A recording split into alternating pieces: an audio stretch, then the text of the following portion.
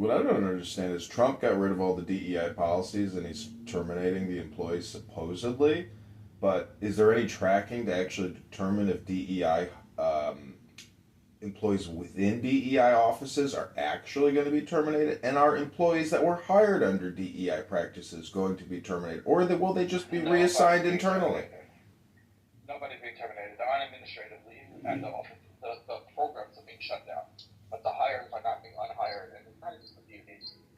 You can sue the federal government. Well, you can sue, but the fact is, I mean, if it's an executive order and we're doing away with the cultural policy, I mean, that means they need to go away, but they're not going to go away. And during Trump's 4 years, I was subjected to plenty of internal DEI trainings, LGBTQ sensitivity trainings, amongst other types of ridiculous cultural trainings. So where was Trump then? Why was he letting it persist when he was president then?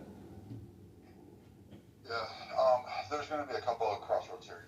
It's to put it back. This is why the fight over Schedule F is like really important. It's damn near impossible to fire these government employees. Some of them are so entrenched and so protected you can't just fire them. It's not an at-will workplace. Like, you failed your performance reviews, you're a shitty employee, you don't show up in time, we can't fire you.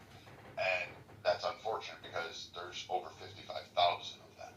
And taxpayers are paying ridiculous salaries to these people who can't be fired, who really, people say they do their jobs, but I'm going to be honest with you, they're not really doing their jobs. Obviously not, because just look at the state of the country at this point. These are people that help decide legislation, policies, practices, etc. Work with in the framework of they're the ones that write laws and do all sorts of crazy shit.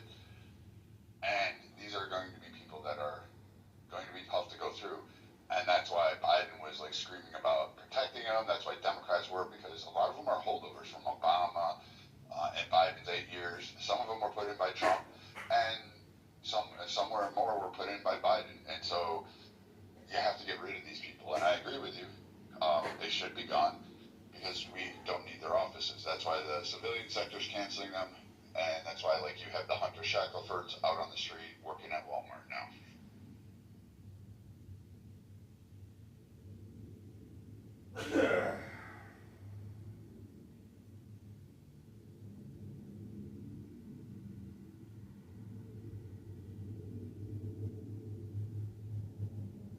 And Omar, no, they don't get fired when they get messed up.